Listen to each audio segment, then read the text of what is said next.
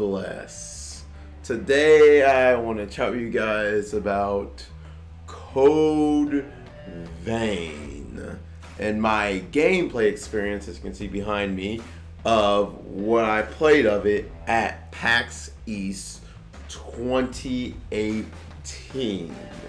This is going to be more, as you saw, I already had the gameplay, full raw gameplay footage of what I played at PAX East, the full 15-minute demo of what I played at PAX East. It's already up on the channel. You can go see it. I'll have it in the link in the description box below, and linked at the end in the video card. And the video linked in the video annotation and end screen thumbnail.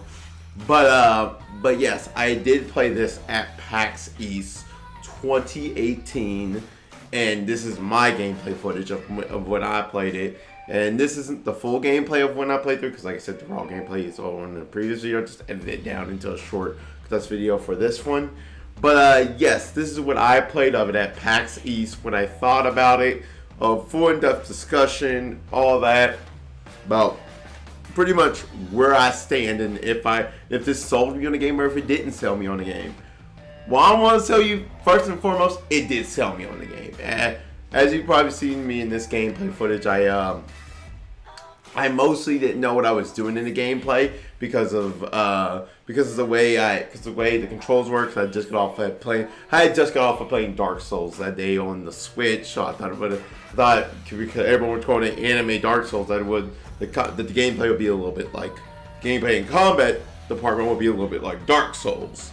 No, the gameplay is not the gameplay in essence is like Dark Souls in terms of difficulty and the way the game is laid out. But in terms of actual button layout and the way the gameplay comes together, it is nothing like Dark Souls. The gameplay in terms of the way the button layout is and the way you do attacking and stuff like that, it's nothing like Dark Souls.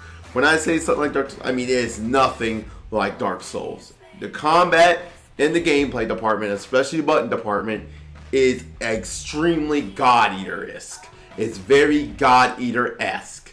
Like, if you played God Eater, then you would understand the gameplay in this game. You would understand how the combat works. Like you have different commands you can go holding on to the R1 button, as you can see on the screen. If you hold an R1 button, you have different things over there in that layout right there.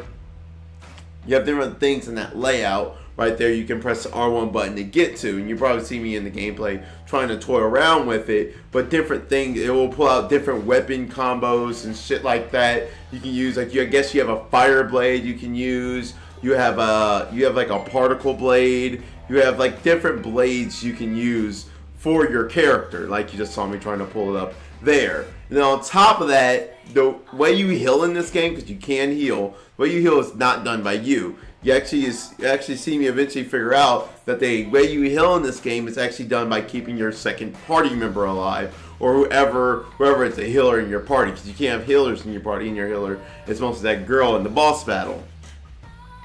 Now, Bandai Namco, there was a way you could go further than this, but it wasn't by beating the boss. How you get further than this by actually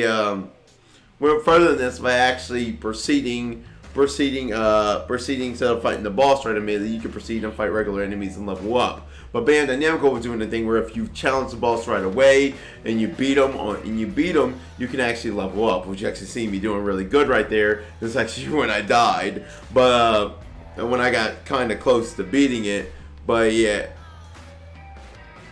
But then he killed me. But yes. The key thing you want to do, especially when you're playing alone, is keep your party member alive, because your party member will be the one that heals you, and that's the thing. And getting aggro off of your party member is kind of hard because that thing will want to aggro your party member alive. So yeah, so you see, yes, it is about figuring out the enemy's combat system, figuring out how the enemy works, figuring out about how the enemy does their attacking and all that. And that's really what's about in this game, is figuring out enemy formats, stuff like that. And even for basic enemies, what I've seen some people do of basic enemies, because I did see other people fighting against basic enemies. You gotta figure out their combat style and work around them and all that. But it is very God Eater-esque in the terms of button layout and button combat and stuff like that. It's not. It is like God Eater mesh with Dark Souls in terms of the way the gameplay is laid out, the way the overworld is laid out. It's very Dark Souls-esque the way the overworld is laid out. Like you look at the overworld in Code Vein, it looks very Dark Souls-esque. It looks very Dark Souls that's mixed with anime, and I have to say that it is. It's very. Well, I know a lot of people like to say Dark Souls is a JRPG, but I like to say Dark Souls is more. And in essence, yes, it was made in Japan, made by a Japanese company. So in a way, it is a JRPG. But in a way, Dark Souls is not a JRPG because it has a very Western-esque vibe to it. So when I see Dark Souls, I'm more equate that to a Westernized JRPG, where that's a Western JRPG. Whereas this is very JRPG centered. This is very Japanese-esque. It has a very anime, waifu, all that vibe. I call it waifu souls. You've heard me in line joking about this is waifu souls. Waifu souls. But yes,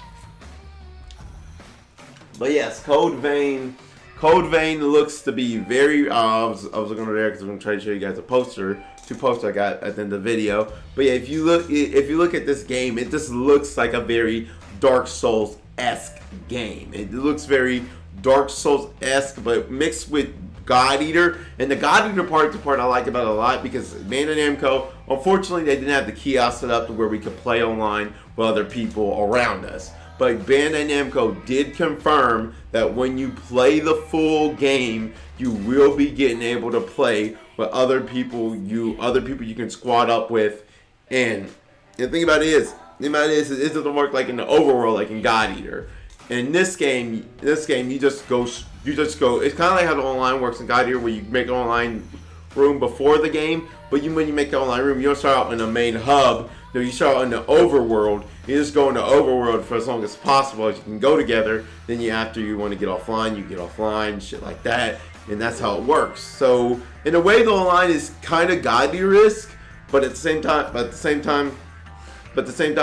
still feels Dark Souls-esque. And that's one thing I like about this, because this game would be a fun game to play online. Like I never felt like the difficulty was cheating me. Like I know a lot of people felt like the Dark Souls gameplay, and especially in Dark Souls 1, cheated them, and because of certain frame pacing, and because the combat is linked to the frame pacing, it felt like certain parts were getting cheated, and the bosses were doing extra damage what they're supposed to do. No, in this game, in God Eater, I never felt cheated by the boss. I feel like every death was my fault, even though I never beat the boss. And I always felt like every death was a new learning experience. So I do actually think I will enjoy playing this game, whether it be solo or online with you guys when it finally drops, because I will be picking this up. This did sell me, like I said at the beginning of the video.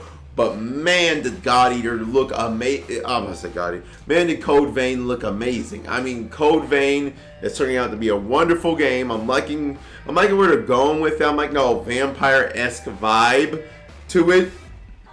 You really haven't seen too much shit done with vampires nowadays, too much in video games, because everything was mostly zombie related for the longest.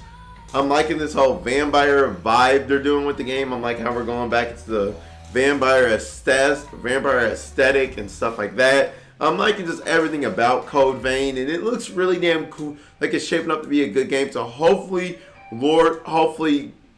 things go well, and I am able to pick this game up at launch, or even able, hopefully, maybe by then, work out something with Bandai Namco where I get a review copy, and I'm able to give out a copy to you guys.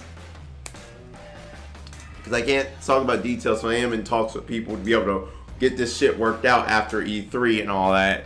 So yeah, but this game looks amazing. It's honestly wonderful. I'm loving what I played of it at PAX East. Code Vein, definitely day one buy. My impressions of it is really great. I'm liking how you can switch up the way your combat works. Like I said, if you hold R1, you can trade up your weapon style to several different weapons, kind of like you can in God Eater. But you can have different weapon styles, and some of them have different elemental effects. Like one has a fire effect, I think one had like a particle lightning effect and stuff like that, which is really damn cool. I'm just loving everything about Code Vein. It looks really amazing. Honestly, I can't wait for the game to come out this year. They have not said when a full release date is for the game. Yeah, I couldn't get that out of Bandai Namco. I tried to ask them. They didn't tell me they know when a full confirmed release date is.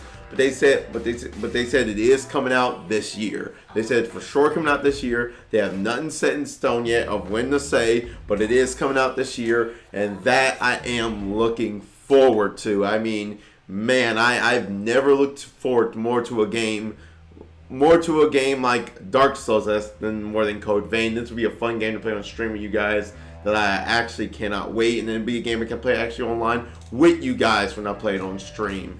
So yeah, they said the confirmed platforms right now are just PS4 and PC.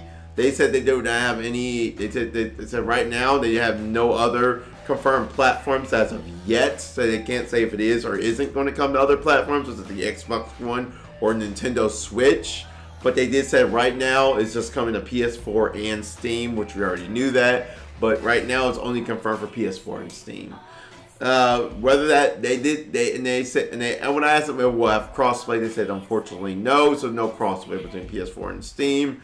Sucks, but yeah, there's no crossplay, but it's be understood. I mean, God Eater didn't really have crossplay between the two, but only between the PSP and Vita, PS Vita and PlayStation 4 version that have crossplay. Those just because those two worked on the same network, the PlayStation Network. They didn't have any crossplay between the PC version. So yeah. So you say, but I just want to let you guys know that I'll be picking this up day one buy for me. So yeah, shut off in the comment section below if you're excited for Code Vein and what you're mostly looking forward to out of this wonderful new JRPG. And until next time, people, don't forget to hit that subscribe button if you're new here to the Uncle Shao channel for all your JRPG content and anything Nintendo related. Hit that subscribe button, turn on the notification bell, and don't forget to like this video. And I will catch you guys in my next video. God bless, take care, and catch you guys later.